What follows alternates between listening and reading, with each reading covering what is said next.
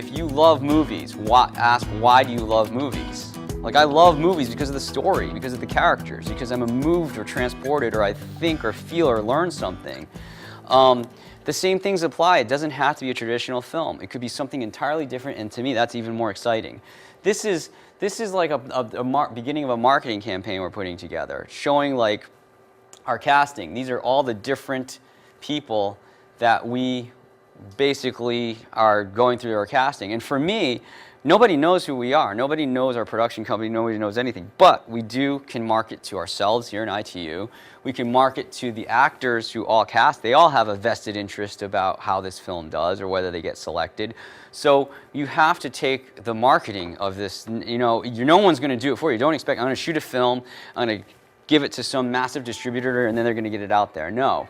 An example I'll give you, again, my big boss, George Lucas, I don't know how many of you heard the story about how he got the licensing rights, the ownership, the IP rights to Star Wars. People said he was a genius for doing this. He basically called up the Fox president, and this is legend. I wasn't there, but I've heard the story so many times. And he said, I need the licensing rights. I need to own my characters for Star Wars. And the Fox president called, licensing. How much did we earn in licensing last year? Minimal, not much. All right, give it to him. Now, people say he's a genius. He foresaw that Star Wars would make millions, and he would make it mostly with merchandise. I think Star Wars, the films made about $10 billion US at the box office. The merchandise made 40 to 50 billion at the box office. So he was a genius for seeing that, right? No.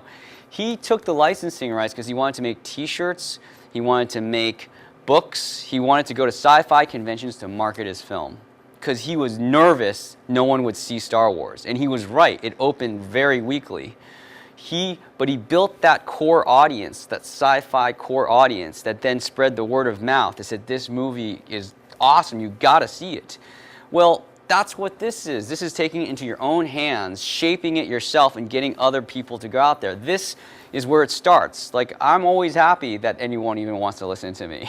That this room could be empty. But just having 5 to 10 people, it starts that way. 5 to 10 people on a social network that then tells another 5 to 10 people, and that's where it grows.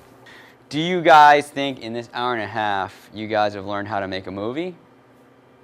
Yes, no, maybe? I would say you have some ideas now, but I don't think you have everything you need. The movies are complex beasts. I've barely touched on the surface, You could just spend a year on just cameras. You could spend a year on acting. You could spend a year on storyboarding. So what we did is we broke it up into an intense 3 weekends. The first weekend is story pre-production, all about planning. Storyboarding is the first one. The second day is about set design and environments. We have an architect teaching us that. Using digital technology, we can preview this stuff. So these workshops aren't built for old movies. This is built for digital productions today using technology that even Hollywood hasn't figured out how to use yet. And that leads me to the second weekend. The production part, we're using something called real-time rendering technology. For those of you who have done post-production, and I've done a lot of it in big budget movies, it takes a long time to render these things, right? Even without visual effects, to render your movie takes a long time. Now, you add effects in. I love this figure. I remember this figure. A lot of people, saw Transformers. I happen to not have liked those movies, but they made money and a lot of people paid to see them. How long does it take to render a single frame of Transformers when Optimus Prime transforms? You have all these pieces. Any guess? It's in the hours, possibly days. I thought of days. Yeah, it's 36 hours. It takes 36 hours per frame. So you have 24 frames per second. That's take 1. Now I got to do take 2 and take 3. How many hours? That is where a lot of the expense in making these big budget movies costs. Now imagine when you play a video game. Are you waiting 36 hours for that frame to render? No, it's real time because you're playing and the character's moving.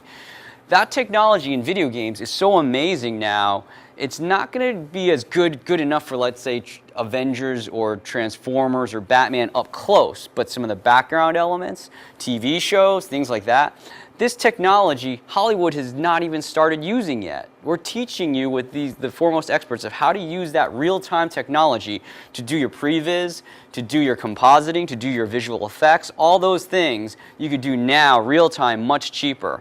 This is what I mean.